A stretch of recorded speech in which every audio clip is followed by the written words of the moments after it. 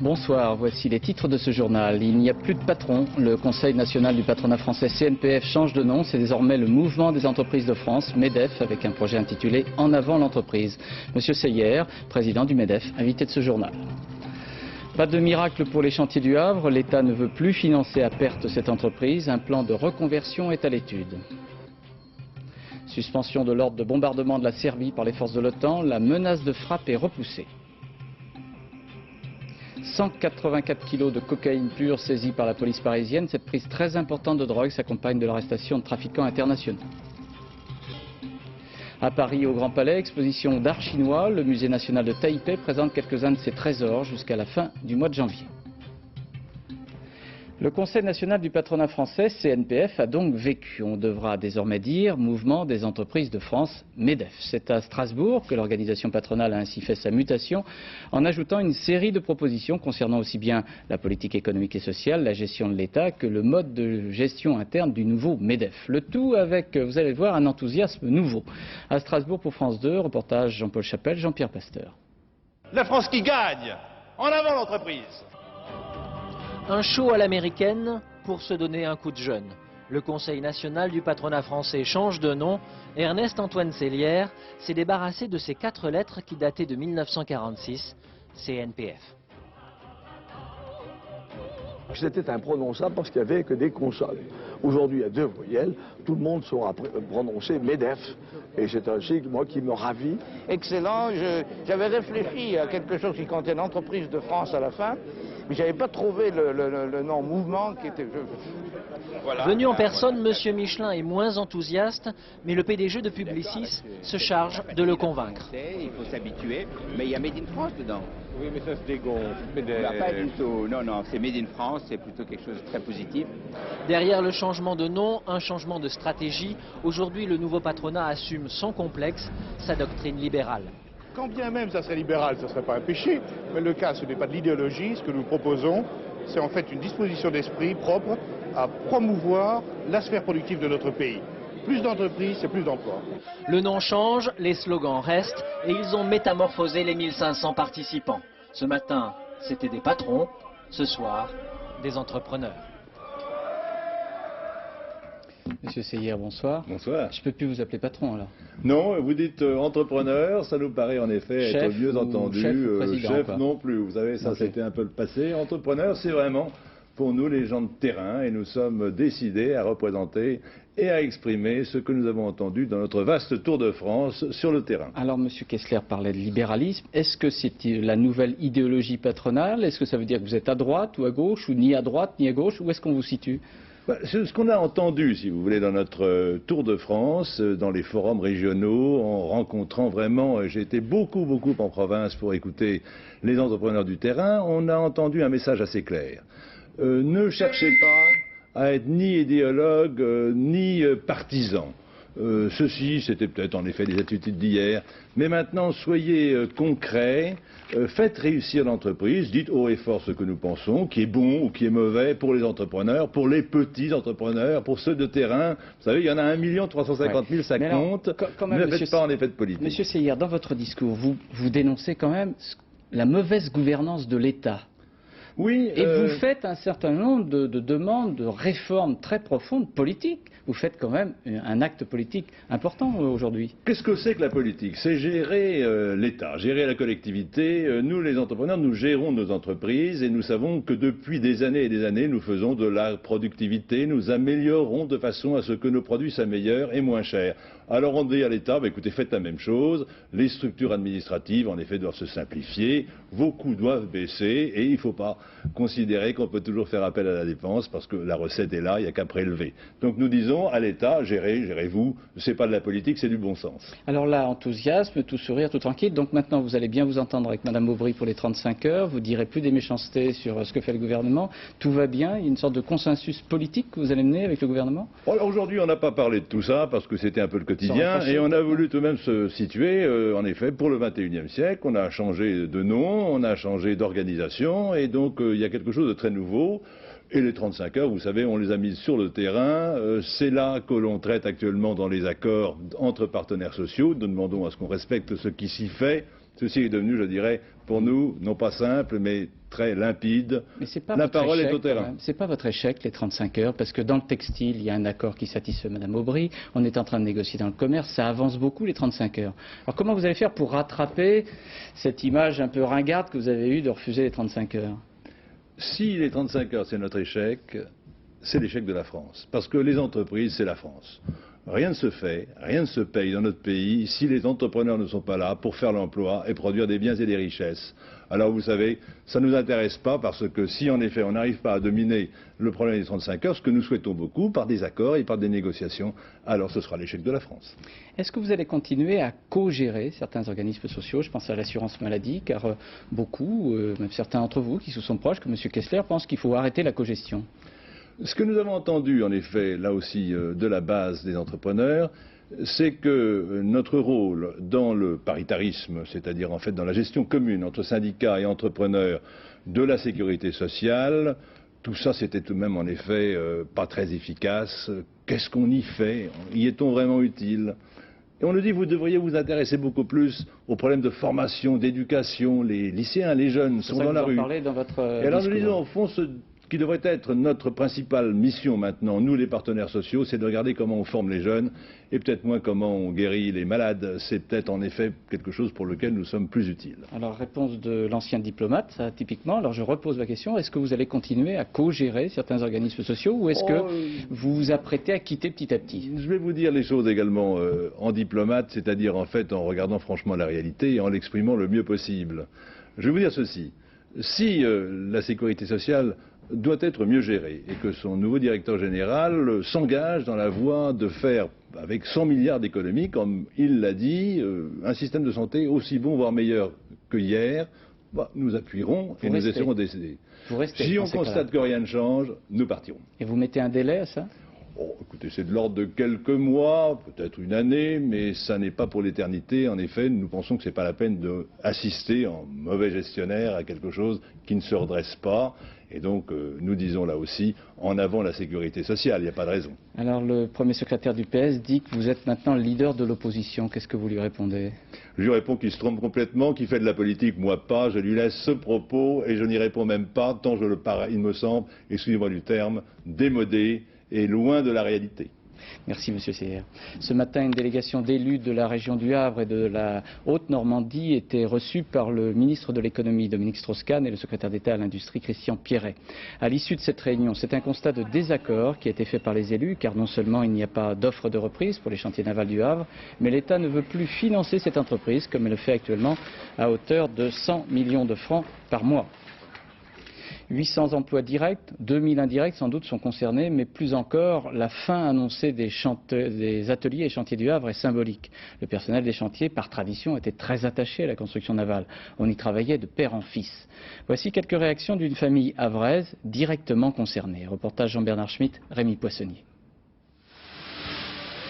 Ce bateau risque bien d'être le dernier que Bruno Leroy construira. Plus de 20 ans passés dans les cales, aux ateliers et chantiers du Havre. Et aujourd'hui, la menace d'une fermeture des chantiers navals. Malgré cela, il faut terminer le travail. Difficile de garder courage. Comme on voulait avoir une bonne ambiance, travailler dans une ambiance saine, avec un coup près comme ça au-dessus de la tête, sans savoir ce qu'on va être demain. On nous dit 2 ans, mais on nous garantit rien. Ces angoisses, c'est toute la famille qui les partage. Eh ben ça y est, nous voilà. Que du blabla comme d'habitude. Chaque soir, à la maison, les conversations ne tournent qu'autour de la fin des ACH. Tout le monde est concerné, à commencer par le fils de Bruno. À 18 ans, il travaille lui aussi au chantier naval. Je pensais que j'aurais de l'avenir dans cet emploi-là. Mais bon, je me suis peut-être trompé. Et c'est dommage. Moi, je pensais suivre mon père, mais pas le suivre longtemps. Ce qui m'inquiète, c'est plus pour mon mari, parce que mon fils, il a 18 ans. Il aura peut-être la chance de trouver un autre emploi. Le plus, c'est pour mon mari. Bien entendu qu'ils ne peuvent pas faire autrement que de nous dire qu'ils nous soutiennent. La peur du chômage, bien sûr, Mais aussi un crédit à rembourser pour la maison. Les sujets d'inquiétude ne manquent pas. Mais pour Bruno et sa famille, pas question de baisser les bras. C'est sûr qu'on va se défendre. On ne va pas se laisser bouffer comme ça parce qu'eux, ils ont décidé ça. Le chantier, il est viable. On a quand même sorti des bons boulots. Parce qu'on y a toujours fait du bon travail, Bruno Leroy défendra jusqu'au bout les ACH. Il emploiera toutes ses forces à tenter de sauver ces chantiers qui représentent toute une partie de l'histoire du Havre. Sur ce sujet, le gouvernement ne veut pas croire au miracle, même si officiellement il reste disposé à étudier l'offre d'un hypothétique repreneur. Dès à présent, on parle d'une reconversion du site havrais, ce qui renforce l'idée que la construction navale en France et en Europe décline. Il suffit pour cela d'effectuer un rappel historique de ce qui s'est passé ces dernières années dans ce domaine, un domaine qui a connu de très belles réussites. Explication Luc Bazizin et Philippe Luzzi. 60 km à l'heure. Normandie vient de battre le record du monde. Au mois de février, le France va faire son premier... C'était l'époque où le pavillon français flottait fièrement sur l'industrie de la construction navale. Le navire symbole, le France, a depuis été vendu plusieurs fois et ne porte plus les couleurs nationales, il s'est même fait débaptiser. Les chantiers de l'Atlantique à Saint-Nazaire profitent maintenant de la réputation acquise au cours de l'histoire. 14 navires sont actuellement inscrits sur le carnet de commandes. De quoi assurer 13 millions d'heures de travail, soit 2 ans d'activité aux 4500 employés et autant dans la sous-traitance. Mais cela ne suffit pas. À tout moment, les chantiers navals européens sont susceptibles de boire la tasse. La France ne compte plus que 6 chantiers importants aujourd'hui, contre une vingtaine dans les années 70. Le Royaume-Uni, longtemps numéro 1 mondial, a petit à petit cédé sa place au Japon et à la Corée. Une productivité incomparable avec la nôtre. Je cite par exemple le chantier Hyundai, qui est certainement le plus grand du monde, en Corée, qui aujourd'hui produit 50 ou 52 navires par an, c'est-à-dire un par semaine, navire de 10 000 tonnes à 300 000 tonnes. Alors qu'en France, on en sort combien? Alors qu'en France, les chantiers de l'Atlantique, qui est certainement, qui est le plus grand chantier et qui a une très belle productivité, doit produire 5 navires par an. Face à cette difficile concurrence, certains chantiers français ont dû fermer leurs portes. En un peu plus de 10 ans, 6 d'entre eux ont fait faillite. La Corée, elle, a triplé sa production depuis 1990. Les carnets de commandes ne cessent de gonfler et profitent majoritairement aux chantiers asiatiques, tellement habitués à commercer par voie maritime. Voici peut-être le salut de la construction française. Les bateaux de croisière, tout comme les navires militaires ou les méthaniers, demandent un grand savoir-faire et une haute technologie, justement les grandes spécialités françaises. Même si ce secteur semble actuellement se réveiller, il ne compensera probablement pas le nombre de chômeurs créés par la fermeture des chantiers. La construction navale emploie 6 000 personnes aujourd'hui, contre 25 000 il y a à peine plus de 20 ans. Les producteurs de porc du Finistère manifestent toujours violemment leur colère. La chute des cours du porc continue. La nuit dernière, des affrontements entre producteurs de porc et forces de l'ordre ont eu lieu à Quimper. Les producteurs ont annoncé leur intention d'aller murer toutes les perceptions du département du Finistère demain soir. À l'Assemblée nationale, le nouveau ministre de l'Agriculture, M. Jean Glavany, a annoncé des aides aux exploitants et une rencontre avec les responsables de la Fédération porcine dans les prochains jours. Toujours à l'Assemblée nationale, première journée d'examen du projet de loi de financement de la sécurité sociale pour 1999. Forte de l'annonce d'un accord conclu entre le syndicat des médecins généralistes MG France et les caisses d'assurance maladie, la ministre Mme Aubry a insisté devant les députés sur son objectif d'un retour à l'équilibre des comptes de la sécurité sociale. Dans l'opposition pour le RPR, M. Jean-Louis Debré a affirmé que c'était le projet des occasions perdues. Alors nous vous proposons maintenant les principaux éléments contenus dans ce projet de loi de financement de la sécurité sociale, avec les commentaires de Cécile Aspe et Bruno Giraudot. Objectif de Martine Aubry, équilibrer l'an prochain les comptes de la sécurité sociale. Cette année, le déficit a déjà été limité à 13 milliards de francs. En cas de dérapage des dépenses de santé, les médecins verront donc les tarifs de leurs consultations baisser. Et si malgré tout le dérapage dure, un remboursement collectif est prévu. C'est la fameuse clause de sauvegarde que condamne l'opposition. Il faut évidemment maîtriser les coûts, mais il faut le faire avec les professions de santé. Il faut faire ce que l'on appelle la régulation médicalisée. Alors que ce que l'on nous propose, c'est une maîtrise purement comptable, purement arithmétique.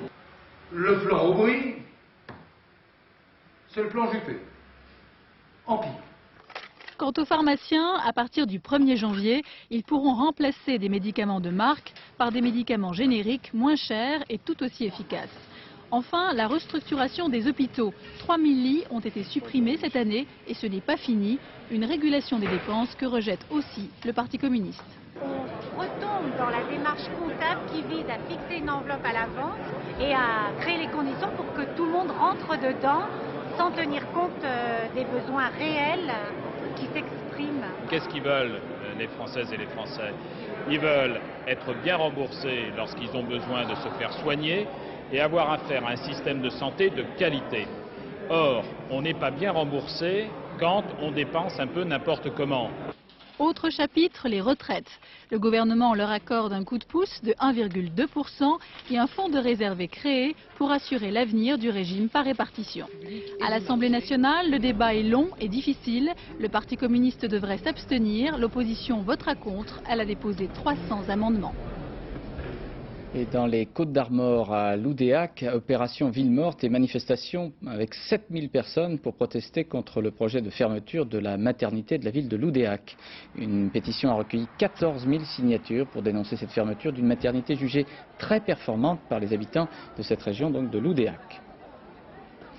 Du côté du Sénat, on examine à partir d'aujourd'hui les 2 projets du gouvernement concernant le cumul des mandats. Les sénateurs sont majoritairement hostiles à ces projets qui visent à limiter le nombre de mandats des élus. Reportage au Sénat, Jeff Wittenberg, Raymond Chaplard. Maire de Remiremont, président du Conseil général des Vosges, sénateur et président du Sénat, la carte de visite de Christian Poncelet est déjà tout un programme. La fin du cumul des mandats, il n'en veut pas. Avec lui, la majorité de droite qui règne au Sénat a décidé de se dresser contre le projet du gouvernement. La France deviendrait ingérable. Elle serait bien sûr administrée par des gens qui seraient élus et désignés par les formations politiques sans avoir d'assises locales. Ça ne me paraît pas sérieux. Aujourd'hui, le cumul reste l'ordinaire des politiques. 9 députés sur 10 ont au moins un autre mandat, la moitié sont maires, plus de 2/3 des sénateurs sont dans le même cas. Mieux encore, 38% des députés détiennent encore 3 mandats électifs. Même constat pour les présidents de région, ils sont 18 sur 22 à occuper au moins un autre fauteuil. Voilà ce que voudrait changer le gouvernement, voilà ce à quoi s'oppose le Sénat. Et dans ce domaine, puisqu'il s'agirait de modifier ce que l'on appelle une loi organique, la voix du Sénat pèse autant que celle de l'Assemblée nationale. Du coup, à gauche, certains pensent déjà à un autre scénario, le référendum. Un jour viendra, le peuple, je ne sais pas sous quelle forme, tranchera. Il n'y a pas de doute qu'il tranchera pour le non-cumul des mandats. Une partie de la droite serait tout de même prête à composer. Le Sénat n'ira pas jusqu'au blocage. C'est pour ça d'ailleurs que le Sénat est utile dans les institutions de la Ve République à l'Assemblée nationale. On vote sous l'influence, souvent sous l'influence populaire. Ici, il y a le calme, il y a la sérénité. Aujourd'hui, la Haute Assemblée joue aussi son image, souvent jugée conservatrice. Il n'est pas certain que l'affaire du cumul des mandats la modifie beaucoup.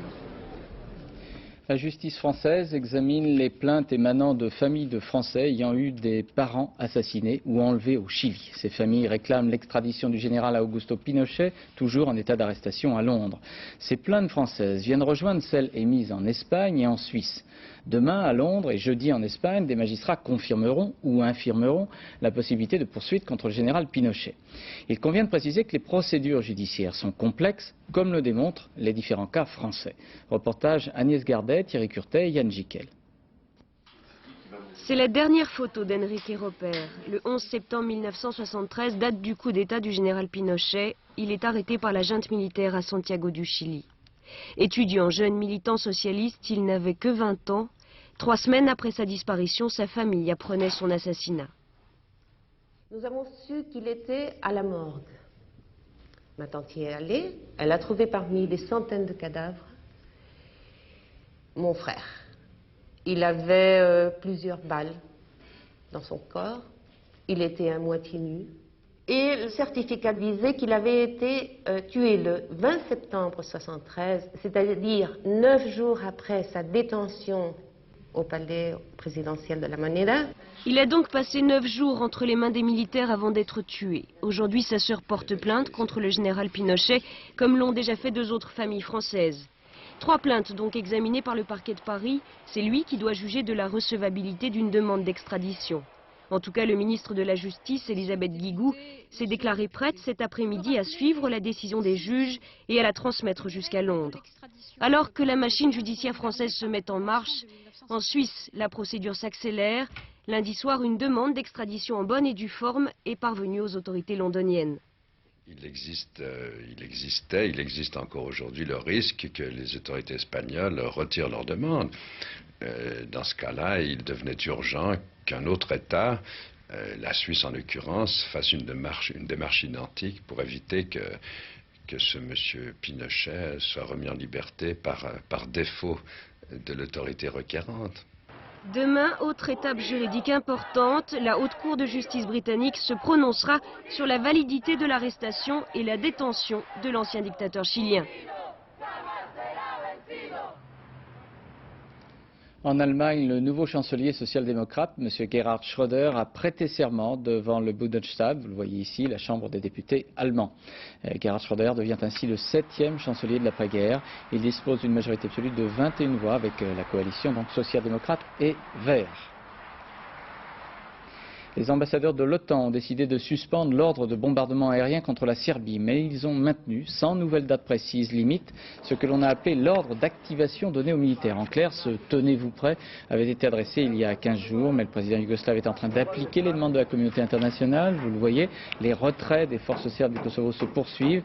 4000 policiers auraient ainsi quitté le Kosovo pour Belgrade, ce qu'a confirmé le Pentagone américain. Dans la capitale yougoslave, ce sursis accordé par l'OTAN est évidemment apprécié. Cependant, l'agence officielle de presse yougoslave précisait ce matin que des effectifs policiers seraient laissés en faction pour protéger les principaux axes routiers du Kosovo. Reportage de nos envoyés spéciaux à Belgrade, Patrice Romden, Jean-François Renou. À votre avis, est-ce qu'ils ont l'air menacés par un missile de croisière? Franchement, non. À la vérité, une telle hypothèse amusait plus qu'elle n'effrayait les habitants de Belgrade aujourd'hui. Les Occidentaux ne sont pas méchants au point de nous bombarder, dit la brune. Je vais vous faire une confidence, dit la blonde. Il n'y a aucune raison de frapper la capitale, l'armement yougoslave est ailleurs. Nous, on n'a pas de problème, on attend un bébé. Bref, Belgrade baigne dans une sérénité qu'amplifie la clémence de la météo et que seule affecte, en définitive, la crise économique. Pour le reste, chacun sait que seul Milosevic décide. La presse rend compte et la population enregistre. Blitz, journal d'opposition, le retrait de l'armée et de la police du Kosovo. Glass, journal d'opposition, Milosevic retire la police et l'armée du Kosovo. Et le dernier, c'est Politica, qui n'a aucun titre au sujet du Kosovo. Politica, le journal du pouvoir, le plus gros tirage de la presse yougoslave. Pas un mot sur le Kosovo, comprenez, pour Slobodan Milosevic, le Kosovo est une affaire réglée. Il y a 10 jours, alors que les menaces de l'OTAN étaient beaucoup plus vives qu'elles ne le paraissent maintenant, Belgrade ne paniquait pas. Aujourd'hui, elle semble encore plus sereine, un peu comme si chaque jour qui passe écornait un peu plus la crédibilité de la communauté internationale. En Israël, l'armée a maintenu aujourd'hui le bouclage de la ville d'Hébron en Cisjordanie. Cette mesure avait été prise à la suite du meurtre d'un colon juif. 2 suspects palestiniens ont été arrêtés, mais les adversaires de l'accord signé par M. Netanyahou aux États-Unis ont saisi l'occasion des obsèques de ce colon juif pour manifester violemment. Reportage de nos correspondants Charles Anderlin et Alan Grégo. Extrême tension aux obsèques de Danny Vargas, le colon tué hier à Hébron. Le ciel te vengera, lance Rehavam Zeevi, un député d'extrême droite. On veut la guerre, pas la paix, vengeance, hurle cet homme. Ce militant crie, mais voici le complice. Il montre Yaakov Neeman, le ministre des Finances, qui, impassible, vit quelques instants difficiles. Membre du cabinet Netanyahou, il est un des fondateurs du mouvement des implantations. Noam Arnon, un colon de Hébron, répond à Zeevi. Dieu veut qu'il y ait une vengeance. Ce n'est pas lui qui va l'exécuter, mais nous. Le sang de Vargas a été versé par ce gouvernement. Netanyahou est pire que Shimon Peres. Déjà hier, à Hébron, sur les lieux du meurtre, Baruch Marzel, un leader ultranationaliste, promettait de faire tout ce qui est en son pouvoir pour bloquer l'accord de Wye River. Quelques heures plus tard, une organisation juive clandestine, inconnue, annonçait qu'un Palestinien avait été assassiné près de Naplouse. l'armée retrouvera le corps de Souleymane Zalmout près d'une implantation. C'était un vieillard de 70 ans. Aujourd'hui, la partie de Hébron contrôlée par l'armée israélienne est sous couvre-feu. Ces 20 000 habitants ne peuvent pas sortir de chez eux. Et dans la partie autonome, on parle d'une catastrophe imminente. Si l'accord signé aux États-Unis n'est pas appliqué rapidement, ici la situation va exploser. C'est dimanche prochain que le gouvernement israélien doit approuver l'accord de Wye River. Voilà, et on a appris que le Premier ministre israélien avait reporté à une date ultérieure, sans plus de précision, en présentation de cet accord. Quant à la Knesset, elle doit examiner cet accord signé aux États-Unis le 3 novembre prochain. En Algérie, M. Bernard Stasi a été reçu par les représentants de plusieurs associations de la société civile algérienne. Le président de l'association Cité Unie France, qui est aussi le médiateur de la République, M. Stasi, s'est donc dit convaincu du caractère irréversible de la démocratisation en Algérie et a souhaité que la France soit plus présente dans ce pays. Depuis quelques jours, outre une grève quasi générale des journaux algériens, ce sont les étudiants qui manifestent. Leur mouvement s'étend dans tout le pays. Pour la première fois, ils sont sortis du campus universitaire d'Alger pour exprimer leur lassitude devant des conditions d'études de plus en plus difficiles. Reportage de nos envoyés spéciaux, Thierry Tullier, Christian Houtin. Ils arrivent par petits groupes, disciplinés comme leur a demandé leur syndicat. C'est leur première action hors des campus depuis le début des grèves. Ils ne sont pas bien nombreux, quelques centaines peut-être, et c'est presque timidement que la manifestation commence. Mais très vite, les slogans vont fuser et la parole se libérer devant des policiers discrets. Le tout sous les fenêtres du ministère de l'Université.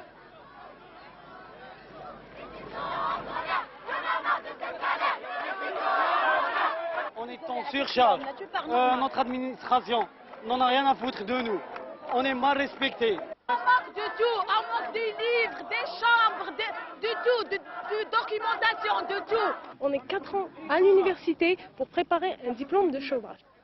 Un foisonnement de revendications révélateur d'un malaise qui ne date pas d'hier. Mais cette fois-ci, la goutte qui fait déborder le vase, c'est ce texte ministériel brûlé sur la place publique par les étudiants. Ils estiment qu'il renforce la sélection en supprimant les examens de rattrapage. Dans ce café branché en face de l'Institut de sciences politiques, où la grève est modérément suivie, on n'a pas défilé. Mais les réactions laissent percer la même angoisse que celle des manifestants. Vous êtes contre la sélection en fait? Exactement. Tout le monde a le droit d'avoir une place à l'université algérienne. Si on a notre bac, il faut nous assurer qu'on aura nos 4 ans. C'est normal. Étudiants, professeurs, journalistes, magistrats et demain peut-être ouvriers, décidément l'automne social est très chaud en Algérie. Le gouvernement dont la démission est annoncée expédie les affaires courantes sans réussir pour le moment à apaiser la grogne sociale. Près du centre pénitentiaire de Fleury-Mérogis dans l'Essonne se tenait depuis près de 2 mois un procès hors du commun dans un gymnase. 138 personnes étaient accusées d'avoir fait partie d'un réseau islamiste de soutien aux terroristes en Algérie, un réseau dit Chalabi, du nom du principal accusé. La plupart des avocats de la défense ont boycotté ce procès compte tenu des conditions dans lesquelles la justice était rendue. Les audiences se sont achevées aujourd'hui, le jugement sera rendu le 22 janvier. Parmi les accusés présents, beaucoup ont assuré eux-mêmes leur défense. Reportage Valérie Hermite, Philippe Jasselin. Le procès Chalabi s'est terminé comme il l'avait commencé, dans un gymnase presque désert.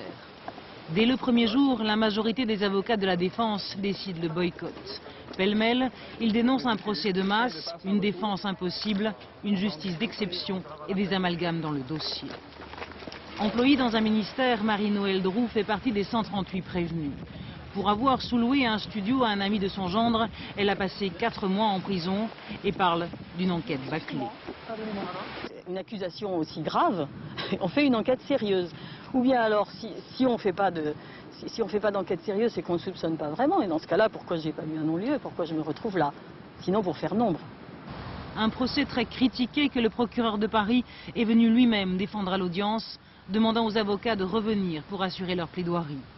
Mais en définitive, les 2 tiers des prévenus se sont défendus seuls. La majorité réfute les faits qui lui sont reprochés.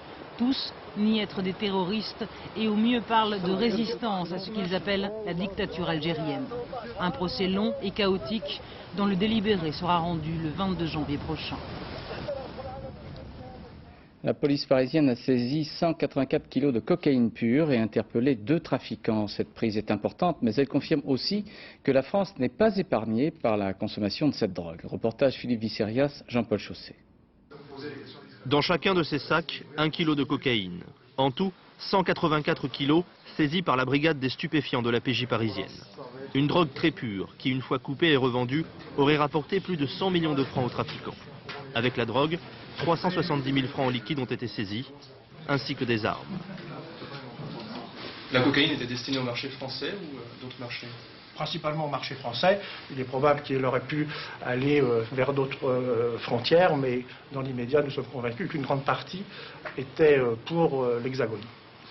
Ce soir, 6 trafiquants sont placés en garde à vue, la plupart d'entre eux liés au grand banditisme français.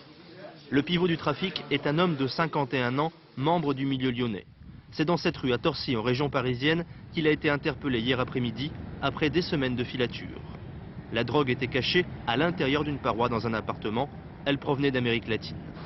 Dans cette région du monde, les cartels ont éclaté ces dernières années. Il est de plus en plus facile pour des malfaiteurs de monter un réseau de distribution de cocaïne. À n'importe quel niveau, on peut toujours aller s'alimenter et trouver de 1 à 20, 30, 40, 100 ou 200 kilos. C'est facile, étant donné qu'aujourd'hui, le marché n'est pas tenu totalement hermétiquement par des grandes organisations colombiennes qu'on appelait cartels. D'après l'Observatoire géopolitique des drogues, entre 13 et 14 tonnes de cocaïne seraient consommées en France chaque année, autant que dans les autres pays d'Europe. Sport, voile, dans la course autour du monde en solitaire, la première étape devrait s'achever lundi au Cap, en Afrique du Sud. Et pour l'instant, bien difficile de départager les 2 premiers, Isabelle Autissier et Marc Tiercelin. Tous les 2 ont de gros problèmes avec leur bateau et ils sont menacés par leurs poursuivants, 2 Anglais. Commentaire Alexandre Cara. Isabelle Autissier, c'est un peu la figure de proue de la voile française. Et le moins qu'on puisse dire, c'est qu'elle tient bien son rang. Après un chassé-croisé de quelques jours avec Marc Tiercelin, la voilà désormais seule en tête de la course autour du monde en solitaire avec escale. Mais soyez-en sûrs, être une femme de tête, ce n'est pas toujours si facile. C'est plus une pression d'ailleurs quand tu es devant que quand tu es deuxième, parce que quand tu es deuxième, c'est sûr de gratter, c'est plus confortable. Mais bon, c'est sûr que ça a été une étape très très longue et vraiment pas facile, ouais. C'est complètement stressant, ouais. J'en ai vraiment rien à casquette, j'ai envie d'arriver. Et à vrai dire, elle n'est pas la seule. Depuis un mois qu'ils affrontent l'océan, de la terre, ils en rêvent tous. Cette poignée de solitaires partie un samedi de septembre de Charleston atteindra l'Afrique du Sud dans quelques jours. Si Autissier et Tiercelin, les 2 Frenchies, ont fait fort jusqu'alors, ils pourraient bien laisser passer le meilleur dans les dernières encablures. Les anglo-saxons se rapprochent et côté matériel pour Tiercelin, soyons francs, ça ne va pas très fort. Je suis triste de voir le bateau dans l'état où il est, avec des matrots qui pendent à l'arrière. On a l'impression que je viens de finir le Vendée Globe dans les pires conditions. Alors j'ai fait qu'une étape. Mais moi qui faisais vachement gaffe à ce qu'ils reviennent propres et tout, ça sera pour la prochaine fois. Isabelle Autissier à ce jour est à son avantage. Pourtant, après un mois de course, les 3 premiers ne sont qu'à quelques milles nautiques les uns des autres, c'est-à-dire pas grand-chose si l'on songe à l'immensité de l'Atlantique. À Paris, au Grand Palais, jusqu'à la fin du mois de janvier, exposition de véritables trésors chinois. Ils viennent du musée national du palais de Taipei, c'est-à-dire l'île de Taïwan. Près de 300 pièces sont exposées. Elles ont aussi échappé à toutes les vicissitudes sanglantes de l'histoire chinoise, notamment de la révolution culturelle. Reportage Daniel Wolfram, Michel Levasseur. Ce vase couleur sang de bœuf appartenait aux empereurs de Chine, tout comme ces objets de jade. Mais ces trésors sont en fait des miraculés de l'histoire. Leur épopée commence en 1933, après l'invasion de la Mandchourie par les Japonais. Le leader nationaliste Chiang Kai-shek fait alors évacuer les collections du palais impérial de Pékin vers le sud du pays. Brinque-ballés dans des caisses pendant les 15 années de conflit, des dizaines de milliers d'objets d'art échappent aux communistes et traversent la mer en catastrophe vers Taïwan en 1948. Ces pièces n'ont jamais quitté la Chine et sont présentées pour la première fois en Europe.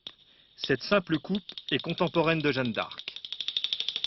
L'intérêt d'un objet d'une si grande simplicité, c'est son intensité, puisqu'on a dépouillé l'objet de tout décor, tout élément figuratif, simplement silhouetté 3 poissons figurés en oxyde de cuivre qui apparaissent comme de la gelée de groseille entre 2 films de porcelaine.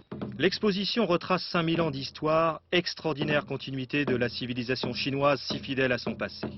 Les empereurs, dynastie après dynastie, conserveront l'héritage. Cet oiseau veillait dans la tombe de son souverain, mort au XIIIe siècle avant Jésus-Christ. Il semble que ce hibou massif en marbre, à l'épiderme décoré de serpents et d'animaux étranges, portait soit une cloche, soit un tambour, symbole même de ce pouvoir royal. Les peintures aussi sont rarissimes. Ce palefrenier et ses chevaux ont été peints à l'encre sur une toile de soie. C'était à l'époque où Charlemagne régnait sur l'Occident. Il s'agit d'une œuvre, elle aussi, tout à fait exceptionnelle, unique dans les collections du Palais et donc unique dans l'histoire de la peinture conservée aujourd'hui. Vous le voyez, les couleurs sont éclatantes, sont vives. Elle correspond assez peu à l'idée qu'on se fait de la peinture monochrome. La peinture chinoise est en effet davantage illustrée par ses rouleaux, où la nature est à peine évoquée. C'est justement la fadeur, le sens de l'allusion, de la litote aussi, toute cette restriction des moyens, cette limitation des moyens, qui consiste à rendre un sens élargi à ce peu représenté sur la toile. L'exposition s'achève en un raccourci surprenant. Les derniers empereurs ont fait miniaturiser leurs objets préférés pour les enfermer dans des cabinets de curiosités et les contempler à loisir, comme s'ils craignaient de les perdre. Voilà, fin de ce journal. Une dernière information, une déclaration du président Chirac à nos confrères de la télévision suisse romande concernant l'arrestation du général Augusto Pinochet et les différentes plaintes qui sont émises. Monsieur Chirac a souhaité qu'on laisse travailler la justice. Il a ajouté, s'il s'agit de juger quelqu'un à qui l'on reproche des assassinats, j'ai toujours pensé qu'il valait mieux qu'il soit jugé chez lui qu'ailleurs, mais enfin, laissons la justice se prononcer. Donc, déclaration de monsieur Jacques Chirac à nos confrères de la télévision suisse romande. Monsieur Chirac va effectuer demain et après-demain une visite d'État en Suisse. Pour le rappel des titres de cette édition, deux informations principalement. Elles concernent le CNPF, le Conseil national du patronat français, qui devient le MEDEF, le Mouvement des entreprises de France. Lancement à Strasbourg avec un projet vers plus de libéralisme. Et puis l'OTAN, qui a renoncé à exercer des frappes contre les autorités serbes au Kosovo. Nouveau sursis, mais sans date limite des forces occidentales. Dans quelques secondes, Isabelle Martinet pour la météo et puis Richard Gere, Sean Connery dans Lancelot. À 0h45, vous retrouverez Florence Duprat pour le dernier journal, suivi du Cercle de Philippe Lefebvre. Demain matin, 7h50, Jean-Michel Carpentier recevra le député vert, Noël Mamère. Et puis à 13h, vous retrouverez Carole Gessler et Rachid Arabe. À demain 20h. Bonsoir, merci.